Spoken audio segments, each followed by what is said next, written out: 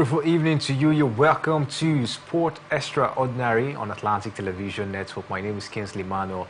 Very happy to be here this evening to bring you up to speed with the latest revolving round, the beautiful water sport. It is a weekend edition, and of course, you know how we do it. We'll bring you some features from the top 5 leagues in Europe, not forgetting the Nigeria Premier Football League as well. A lot is going on in the Nigerian Basketball League. And of course, we'll be telling you all that you need to know about the Nigerian Basketball League down here. We'll take a break and we'll come back from the break or unravel all that you need to know revolving around the beautiful water sports this evening. Stay with us right back.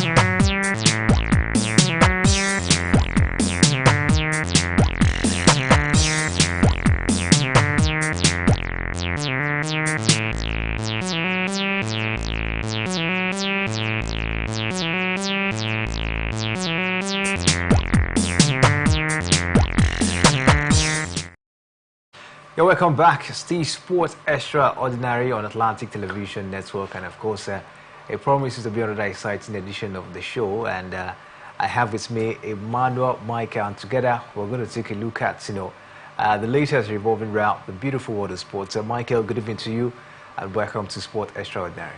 Yeah, good evening to you, Kingsley, and good evening to our viewers out there.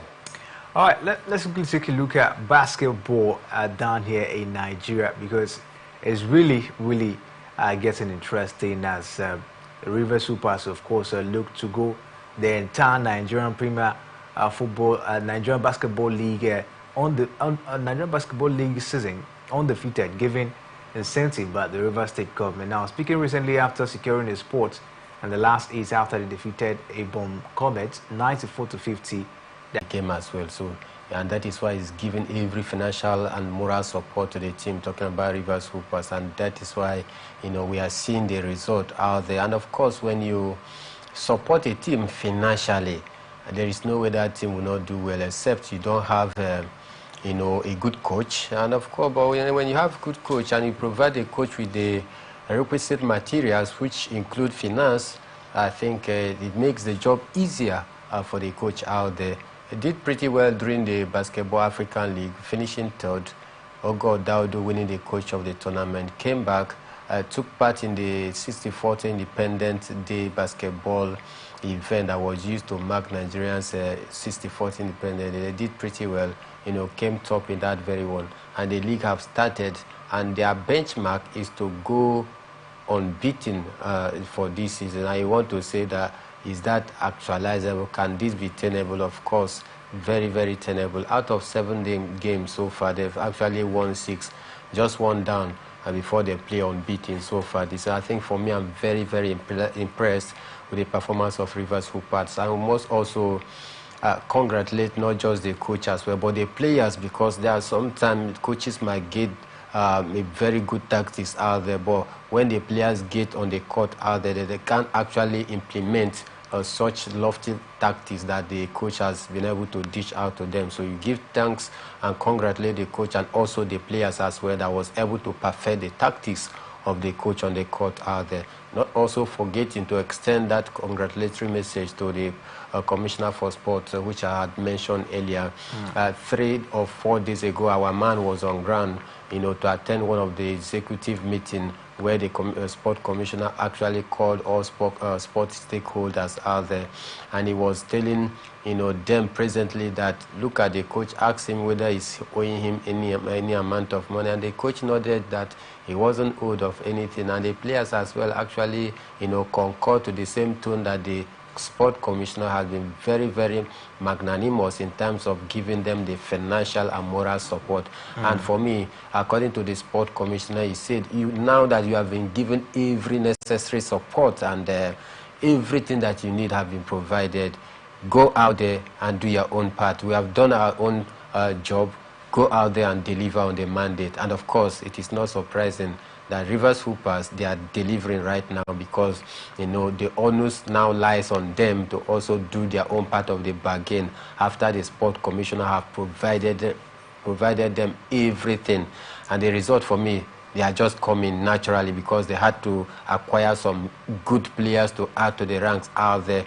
Coach Ogo Daud, an experienced coach, you want to say, even got an invitation from the NBA, the almighty NBA, in the last Basketball African League. He went there and rubbed shoulder with some of the top coaches in the NBA. With such exposure and with such in-depth knowledge of the game, I think it has also helped to improve the course of Rivers Hooper. We know that for the last 4 or 5 years right now, Rivers Hoopers, they are on the surge, they are on the rise. They have been very dominant and very good in their display so far, both locally and internationally. And for me, it is all to the experience that I've garnered by Coach Ogo Daudu, and he has also brought that experience to bear, And I think for me, the sky is just the starting point for them. If they continue this way, then we might say in the next Basketball African League, we might even surpass the previous outing of finishing 3rd position to maybe 2nd or even winning the Basketball African League. Impressive, and we'll see how this one, of course, will go down for Rivers Hoopers. And taking a look at it, Michael, I also feel to be a thing of pride for the country, especially if probably we'll see other teams in the Nigerian Basketball League also putting up that same performance like Rivers Hoopers. It seems as if they are the only team that can actually put up this level of performance so far in the country when it has to do with basketball. Yes, presently, I think they are the only country, they are the only basketball team rather in the country that can be able to stand their own and hold their ground both locally and internationally. We saw last time when was it Kwara Falcons that represented us in the Basketball African League. It was a very disastrous outing. They went out there and disgraced us, came back and nothing to show for it. And for me, Nigeria, among the committee of nations when it has to do with basketball, we are a force to be reckoned with. And when any club goes out there to represent us, on the continent of Africa, all eyes is always are always on the team Nigeria because of our pedigree. But for we going out there to perform in such a dismal manner, it was embarrassing and very shameful, and that is why everybody was cheering and was very supportive of Rivers Hoopers last time out as they continue to progress through from one stage to another until they finished their 3rd position. At least we did not win the Basketball African League, but courtesy of the impressive display out there, at least we've been able to leave a mark there. So as it is, Rivers Hoopers remains the only team right here in Nigeria that presently you can say, okay, bring on the likes of Al Ahly, bring on the likes of Zamalek, bring on the big teams from Congo or Sudan. They can be able to stand, toe-to-toe against them. Why? Because they've gathered that experience, and then again being supported financially to enable them get world-class professionals, not just players, but players that have also applied their trade in other parts of the world, and bring them and assemble such a great team, and they go out there and they do their best. So as it is right now, aside from Rivers Hoopers, I don't see any other team that can represent Nigeria in a very strong and a very competitive manner that we will say, okay, this one they did their best. Take a look at the likes of Kwara Falcon. I don't think they come close to Rivers Hoopers. Take a look at the Boom Comets. They don't come close to Rivers Hoopers. You talk about Oluyole Warriors. I do not think that they have the quality to compare themselves against Rivers Hoopers. Then you talk about Lagos Legends. These are teams that, you know, on the good day they will just give you a pan in the flesh, Maybe 1 or 2 games they will spring surprises and display very good game. In the next game they just lump. You begin to wonder, is it not that team that actually played a very good game the other day? You know, they are not consistent. Well, Rivers Hoopers remain the only consistent thing that you can always bet your money on any day, anytime. So for me, I think it is a thing of worry for me personally, because in as much as Rivers Hoopers is doing pretty well, we need to have other teams as well that can be competing at the highest level like Rivers Hoopers. If we have 4 or 5 teams out of maybe 16 or 20 possible teams in the Nigerian Premier Basketball League competing, these 5 teams will be competing, you know, very effective against each other.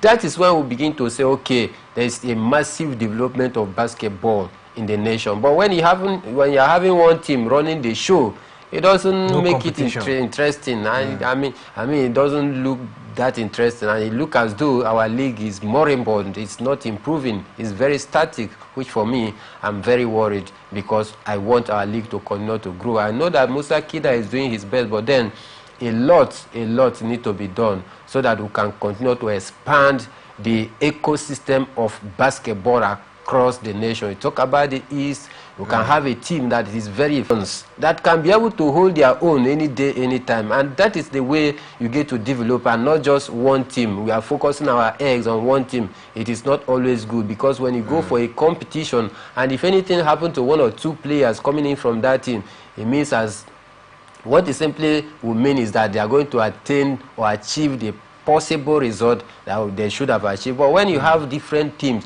vying for honors, it also helps the national team coach also to take advantage of this team by picking players from these different 5 teams, combine them together. That is where you are going to see a true strength of a team, you know, and it helps the coach as well, make the job more easier for the coach. So I'm worried other teams need to start just living up to the billing, so that we don't have a one-man show. It has become monopoly for Rivers Hoopers for the last 4 or 5 years. Right now, we need other teams to compete against Rivers Hoopers. But will you also attribute, you know, the, let's say, poor performance of some teams in the Nigerian Nigerian Basketball League to the inconsistency, you know, of the league down here? You know, since the last edition, it took a whole lot of time before we saw the next edition of the basketball league down here in Nigeria. But for Rivers Hoopers, they've been competing. They went to play the Basketball African League, came back, played an invitational tournament as well,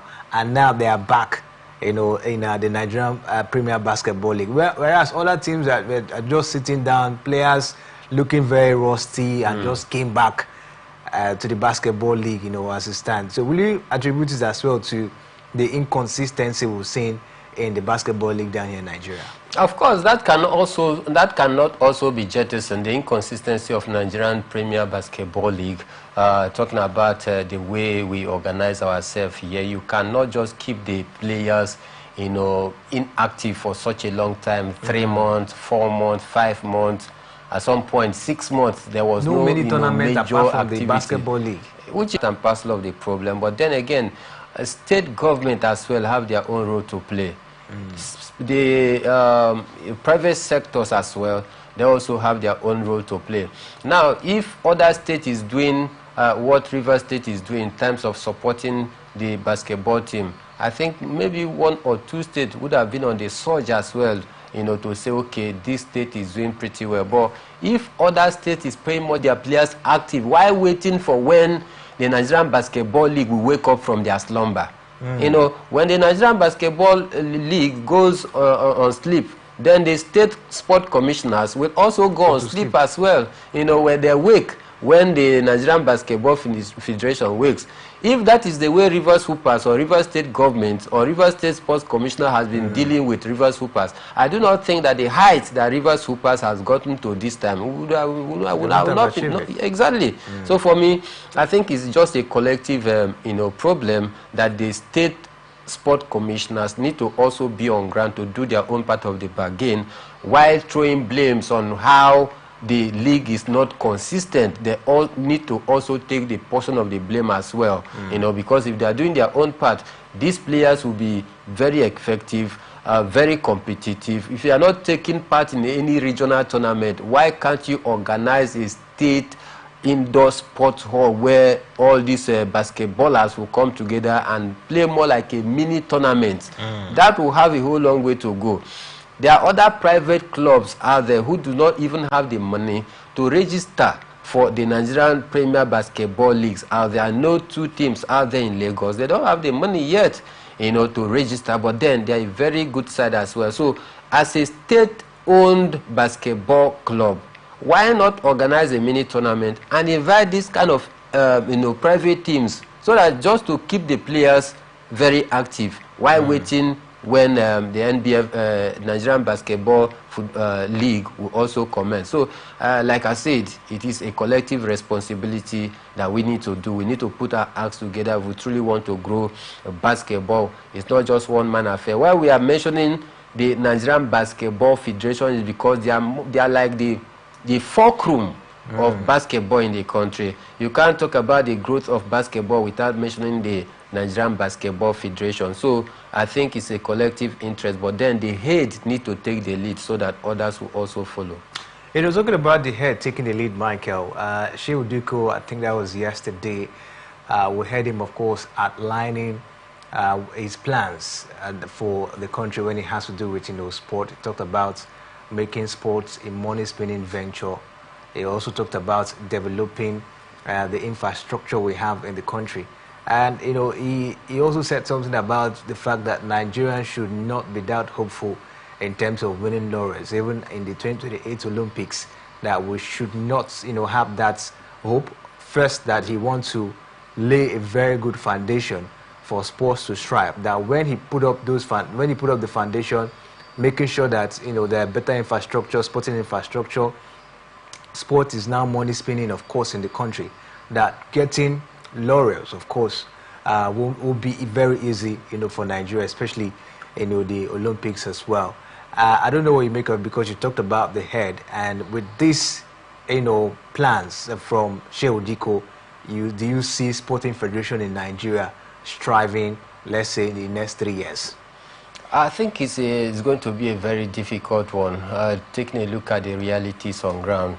In fact, there are so many things that have, changed because of the change of the nomenclature of the sport ministry now to the National Sport Commission. A whole lot of things that have changed. And for me, I'm just looking at it that the change of the name alone will affect everything that has to do with sport development in the country. It simply means that we have relegated sport to the second tier instead of first tier because of the change of that name.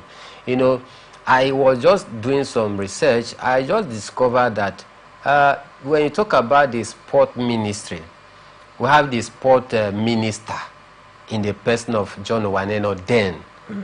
Now, the sport minister reports directly to the president. As a minister, you have the liberty to attend the FEC meeting, isn't it? Yeah. You can attend the Federal Executive Council meeting. There you table your matter. You are part and parcel of the fulcrum that, make the decision that governs everything that has to do with the country called Nigeria as a minister, because you are attending the Federal Executive Council meeting. You see how it is?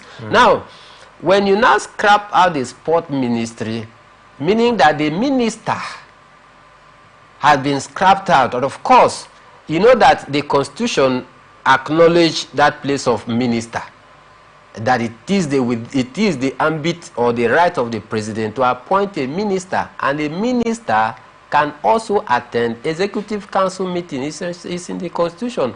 But now, when you scrap out the sport ministry, to bring the National Sport Commission.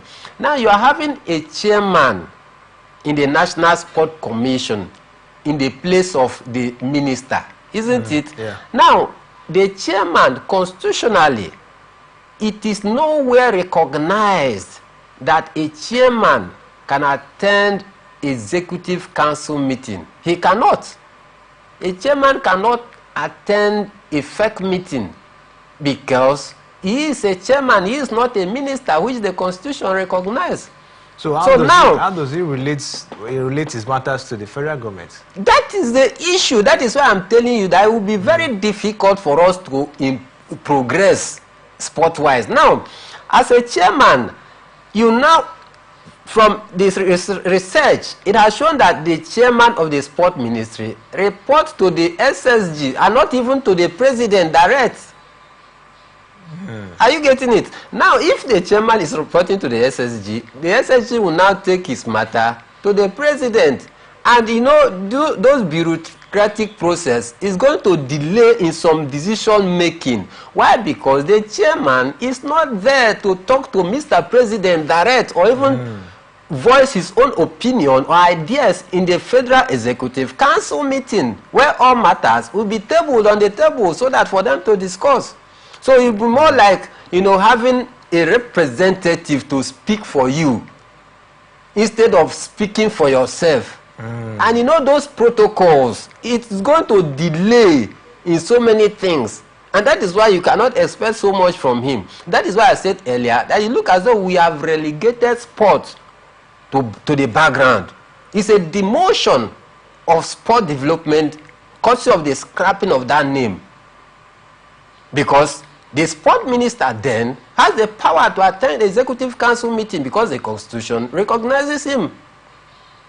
And he can have the chance to speak to the president direct, while the chairman of the National Sport Commission can never and cannot attend Federal Executive Council meeting because the constitution doesn't recognize it. So he reports to the SSG, while SSG take his matter to Mr. President. And within this period of trying to take his matter to Mr. President, a lot of time is wasting. True. And that winds back the hand of development. Instead of progressing, you are waiting because you have to table your matter bureaucratically. So it's going to be a problem for him to achieve all of these lovely ideas that he has in him. It's going to be a very big issue for us to achieve. Then, he mentioned about 3 key things that he wants to do. He talked about the fact that he wants to make sport a very viable economy right now, where we can at least, you know, sport can also bring about 3 to 5%, you know, gain into the national economy. Now, he also talked about infrastructural renaissance. Then again, you know, putting up a podium, a medium, a platform where we can also harness talents. Now, how can you achieve all of this within the time that you have, considering the fact that you also have limited, you know, relationship with the president, because the constitution doesn't allow you to relate with him direct as a chairman? I don't know if you are getting the point. So it's a very, you know, big problem. People were just clapping, giving him thumbs up, congratulations, he is the man to do the job, without forgetting the constitutional duty that is around and how we are, because you cannot be bigger than the constitution. Our constitution is like the supreme that guides even the president, and you can't be bigger than the constitution. So sometimes when an appointment is given, you see so many people giving congratulatory message. Even when looking at it, constitutionally they know that you are ineffective in that position because of the power that will not allow you to do certain things that you want to naturally do for the good of the sport itself. But you can't just do it because there are certain limitations that bar you from doing it. Not that if you do it, it's going to be a crime, but then there are limitations that will bar you. And of course, paucity of funds is one of those limitations, because if you don't have direct access to speak for yourself, allowing others to act in your place It's going to be a very difficult, my brother. And that is why I said we have relegated sport to the background by scrapping the name, the sport ministry, to bring back the National Sport Commission. Because the chairman of the National Sport Commission doesn't have any power of whatsoever to speak for himself. All right, let's see how it goes. We look forward to see how Shehu Diko will be able to implement all of this, he has said, especially to grow the Sporting Federation. Basketball, of course, is one of them, we just talked about right there. We'll take a break, and we'll come back from the break. We'll take a look at the Nigerian Premier Football League March 10 fixtures will be upon us this weekend. We'll take a look at that, as well as other fixtures this weekend in the top 5 leagues in Europe. Manchester United, I tell you something new coming down to Old Trafford, and we're going to talk about that on the show this evening.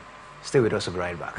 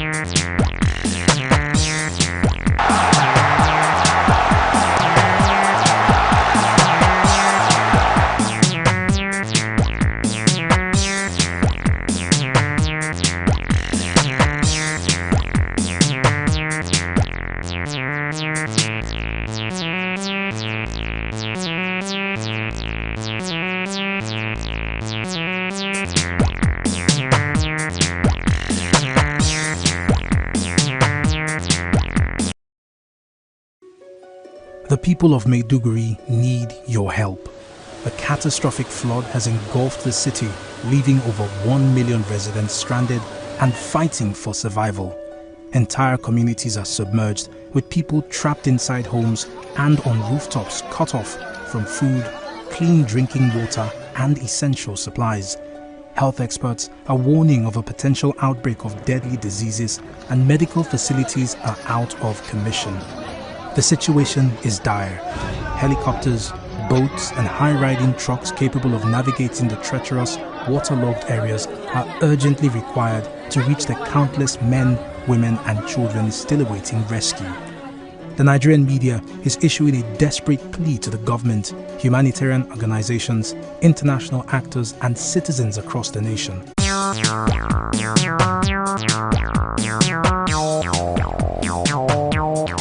Hey, welcome back. Steve Sports Extraordinary on Atlantic Television Network, and of course we're bringing you the latest revolving around the beautiful world of sports. We just talked about River Supers putting up a very impressive performance in the Nigerian Premier Basketball League. They've played 6 games and they've won all 6 games. Shehu Diko, does he have what it takes, of course, to change the narrative of sport down here in the country? But apart from that, let's take a look at football down here in Nigeria, as we talk about the Nigerian Premier Football League. March 10 will be upon us, as we'll see teams like Economy Warriors locking horns against Katsina United, Bayelsa United against Ayimba Football Club, Aqua United against Kwara United, Kano Pillars against Plateau United. We also see Sunshine Stars against Bender Insurance, and as well Ikorodu City against Rivers United, and Niger Tornadoes, of course, will lock us against Shooting Stars. We'll see Remo Stars against Lobby Stars. Promises to be an interesting cracker down here. Michael, before we take a look at some of the features, let's talk about Ikorodu City against Rivers United. Rivers United unbeaten so far this season, and playing away from home this weekend against Ikorodu that are really, really hungry, for points. How do you see this one panning out? It's going to be a tough fight for Rivers United. We know that Ikorodu City just got promoted into the top flight league this season, and they find it very difficult, especially in the first 3-4 games that they played. They find it very difficult to discover the winning magic in the Nigerian Premier Football League. But 3 weeks ago, or 4 weeks ago rather, where they actually won their first game at home, getting all 3 points. Since then, they've been on the rise. They went away to pick a point, they still pick the next game, pick all 3 points. I think for me, they are beginning to understand what it takes to start getting all 3 points, or especially a point away from home, in the Nigerian Premier Football League. But coming up against the league topper in Rivers United, it's going to be a very difficult one. But the only advantage that Ikorodu City will have is that they are playing, in their home ground. And of course, the home factors will always be there, the home team to cheer the players to victory. That is an added advantage for Ikorodu City. Then for Rivers United, having not lost any game in the match day 9 that have played so far, their 100% start to the season still remain intact under Finidi George. And for me, I think it's going to be a very tough game. My head is telling me that Rivers United may pull a string just to get all 3 points. But my heart is also telling me that Ikorodu City might just foil the game plan of Rivers United, who have remained unbeaten. Unbeaten doesn't mean that they are topping other teams, maybe like 6 or even 10 points. The unbeaten here is just 3 point difference between them and Bello is very, very good on ground to support their own home team there. Let's hope that Rivers United can also continue in this impressive start to the season and get all 3 points. But I tell you, for sure, it's not going to be an easy one for them. You talk about Remo Stars, who are also looking at 4 points and also looking forward to see how to win the title this season. They've been so consistent. This is their third season since they got promoted to the Nigerian Premier Football League. They've been so consistent, finishing in the top 4. This is another moment for them. Daniel Ogumudede, the coach of the side, seriously looking for the title. True. This time they'll be national against Lobby Stars, who is actually being coached by Daniel Omokachi as well. He's also at the verge of trying to strengthen Lobby Stars and make them also challenge for the title. What do you make of this one as well? Remo Stars, Lobby Stars as well. I think it's a battle of all the stars out there. Let's hope that one of the stars is going to shine brighter over the other star. And I'm thinking that Remo Star might just possibly, outshine their opponent because Remo Stars, I think, just like you say, in the last 3 seasons, they've been very close to the title. They've been chasing from behind, just like what Arsenal has been doing in the last 3 seasons as well. Let's hope that this season they can also break that jinx by also making sure that they lift it. And of course, the Remo Stars coach is a very good friend to Fidelis Ilechukwu, who won the league last season. And when you associate with people who knows the way to success, there is a possibility or the likeliness that you might become successful as well, because you'll be learning from what they are doing. They are cat and dog in the league. They are cat and dog. Of course, you should expect that. That is the spirit of the game.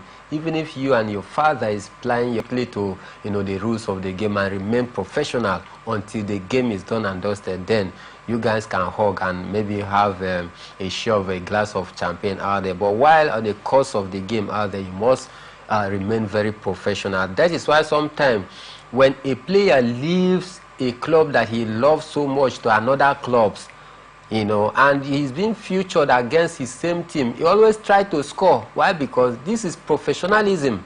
you have been bought from another club, so it is left for you now to do your job. So there is nothing like emotion. It's about result-oriented in a game of football. There is no emotion in it, and that is why you look as though they are cat and dog in the league. Because all of them want, these two coaches want to win the league, and when any decision doesn't favor them, they will always voice their displeasure and discontent, and that is why we look as though. But then they are good friends in the national team duty out there. You see them smiling, doing their job professionally. So for me, I think it's going to be a very impressive one for Remo Stars this weekend, and I'm expecting Remo Stars to get all 3 points, so at least whatever happens in the game between Rivers United and Ikorodu City, they will still keep up that pace. All right, Oriental Derby as well this weekend. Abia Warriors against Heartland FC. Abia Warriors, Imama Mapakabo at the end of first, and it seems as if they will be striving so hard this season. They are fifth already. Yeah. In the league table. What's his name again? Emmanuel Amunike, still striving to, of course, put Heartland, of course, in shape this season. What do you make of this one, Oriental Derby? Well, if you take a look at how Heartland have actually struggled, we want to say it's going to be an express win for Abia Warriors, who also got all 3 points in their last game as well, and so they will be boosted by that confidence of getting all 3 points in their last game ahead of this Oriental Derby against a team that have not been firing from all cylinders. It promises to be another one because this is a traditional derby, and of course, everything comes to play in this very one. They tackle, they fight for superiority, to claim who is the best or the best team among that region. It still remains supreme, and of course a whole lot of things is going to come to play in this one. But I still expect Abia Warriors to worry against Heartland, who is tutored by Daniel Amokachi. So I think it's going to be in favor. Emmanuel Amunike rather is going to be in favor of Abia Warriors. All right, let's stay away from the Nigerian Premier Football League as we take a look at the Premier League this time. As Manchester United, they have appointed Ruben Amorim as their new head coach. The 39-year-old Portuguese will move to Old Trafford from Lisbon club Sporting on 11th of November, and he has signed a contract until June 2027. Former United striker Ruud van Nistelrooy, who took charge on an interim basis after Erik ten Hag was sacked on Monday, will stay on for the club's next three fixture. Amorim is the next permanent manager United have appointed since Alex Ferguson's 26-year reign ended with his retirement in 2013. In a statement, the club said that Ruben is one of the most exciting and highly rated young coaches in European football. Sporting confirmed in a statement that United have agreed to pay 11 million euros, that's about 9.25 million pounds, to trigger a release clause in Amorim's contract. Amorim's first fixture in charge of the Reds Devil is set on the 24th of November after the international break in the Premier League against newly promoted Ipswich, and his first home game will be against a Norwegian side Bodo Glimt in the Europa League on the 28th of November, with a league game against Everton the following weekend. Now, United will announce who will be on Amorim's coaching staff at a later date as well. But Michael, what do you make of this one? A new coach at Old Trafford this time. How do you see things panning out for Manchester United? It's been a struggling moment for years since Ferguson left. United, they've been on struggle. Will Amorim liberate them from this struggle? Well, we hope so, and I'm hoping so, because this is the hope of many Manchester United fans out there who have also endured a whole lot of frustration since the iconic one, talking about Ferguson, left in 2013. It's been a serious struggle, especially under this Erik ten Hag regime that have come and gone. He actually posted a whole lot of bad record for Manchester United as it is.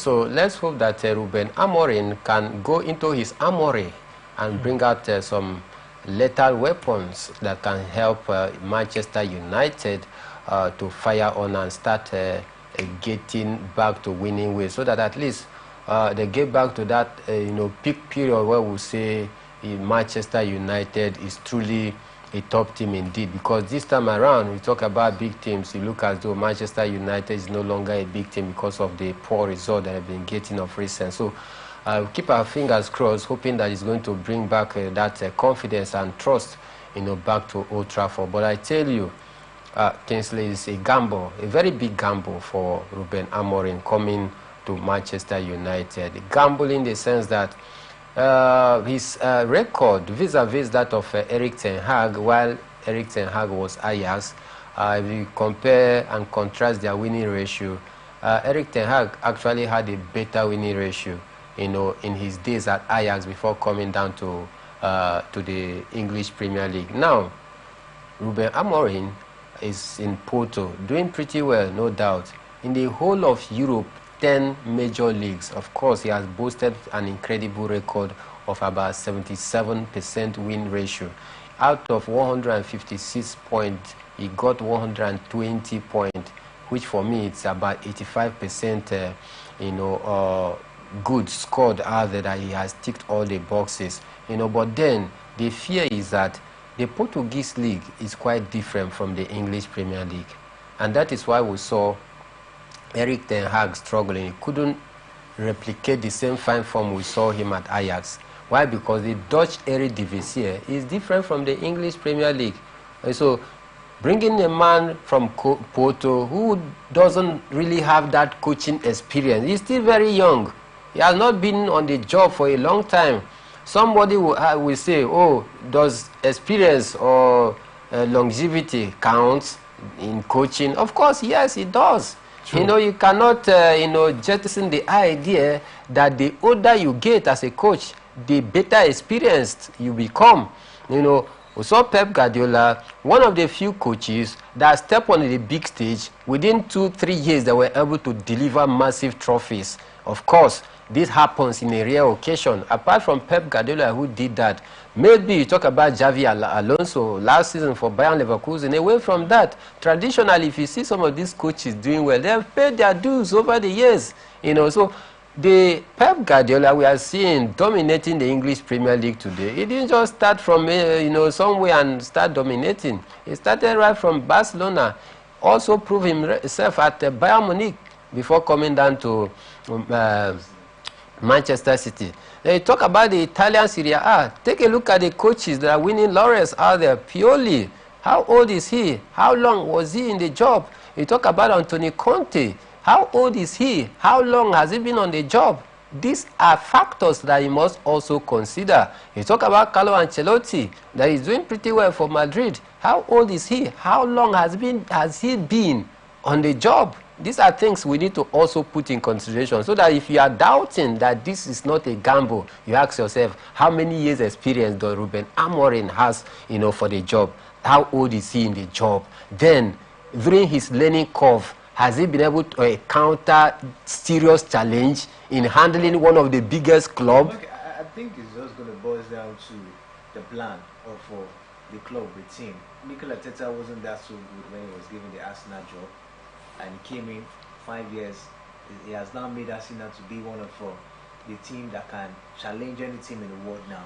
The big question is, if they give him time, he can build that is a big question. But looking at the downfall of Manchester United in terms of result oriented, will you say that Manchester United will be that team that will be ready to give Ruben Amorim the longitude of time, just like Arsenal gave to Mikel Arteta to build, after long years of failure, after the long years of disappointment from the previous coaches that have come and gone under after Eric Ferguson? Will Manchester United be patient to give him more like 5 years for him to build or rebuild Manchester United? This is the big question. Arsenal, of course, their policy. They rarely sack coaches. They give you time, whether they are doing good or not. Sometimes when they even qualify for the Champions League, more like winning a trophy for them, which is below standard. This is not what Manchester United, a club like Manchester United, will want. Okay, let's quickly take a look at some of the fixtures as Newcastle United will lock arms against Arsenal Football Club. Also see Bournemouth against Manchester City as well. We'll see the likes of Manchester United this time around. They will be playing against Chelsea Football Club, and Michael is one of the most talked about fixture this weekend in the Premier League. But before we take a look at that game, Ipswich Town will also be in action against Leicester City, while Liverpool lock arms against Brighton and over there. Nottingham Forest against West Ham United. We also see Southampton against Everton. Those are some of the fixtures, of course, we're expecting this weekend in the Premier League. But the key game everyone will be looking at for this weekend is the game involving Manchester United and Chelsea. What do you make of this one? I think it's going to be a very big clash, and for Manchester United, they will be hoping to build on the impressive win against Leicester City in the Carabao Cup, where they actually demolished Leicester City 5-2. And I believe that the players and the coaches as well, the coach, talking about Ruud van Nistelrooy, the interim coach, will be very happy, and he will be boosted because of the confidence of that Leicester City result coming up against Chelsea, especially at the Old Trafford. It's going to be a massive clash. Then, on the other hand, you want to say, okay, Chelsea as well, they have not been doing badly in the English Premier League so far, as it is. Under Enzo Maresca, we've seen them rise, more like, being one of the team that you want to look out for and say, okay, there may be, one of the teams that will finish within the top 4 spot this season. So, judging by the impressive record or the impressive start of Enzo Maresca's life at the Stamford Bridge, you want to say, yes, it's going to live up to the billing, because everything is involved in this one. Manchester United is seated 14th on the table. They want to also improve their standing in the league. While Chelsea will also be hoping to close down on Aston Villa, Arsenal, and Manchester City as well. So it promises to be a tough battle this weekend. But then, if you take a look at record, if there's anything to go by record, it's been very, very long time that Chelsea actually went down to the Old Trafford to get, a positive result out there. And not even a positive result out there in Old Trafford, but in their last 8 years meeting right now, Chelsea have found it very difficult to have the better of Manchester. I think the last time Chelsea defeated Manchester United was 2017, before they actually won that very one last season because of that late-minute strike for Cole Palmer. And of course, you saw how they celebrated it as though they won a World Cup trophy. Why? Because it's been a very long time. But then, records, they say, are meant to be broken. Let's see if Enzo Maresca is going to continue to break that record, to this weekend against Manchester United. All right, let's keep our fingers crossed and see what United, of course, will do this weekend. Can they continue with that record? We'll see how that one, of course, will pan out. But we'll call it a wrap at this point. There are going to be other matches as well in the other leagues. Italian Serie A, the French Ligue 1, the German Bundesliga, even the Spanish La Liga as well. Of course, we try and move to bring you results, from this match.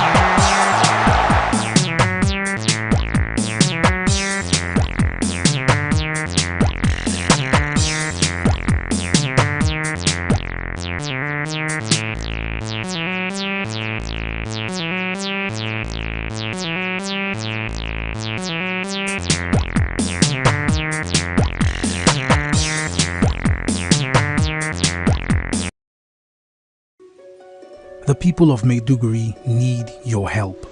A catastrophic flood has engulfed the city, leaving over 1 million residents stranded and fighting for survival. Entire communities are submerged, with people trapped inside homes and on rooftops cut off from food, clean drinking water and essential supplies. Health experts are warning of a potential outbreak of deadly diseases, and medical facilities are out of commission. The situation is dire.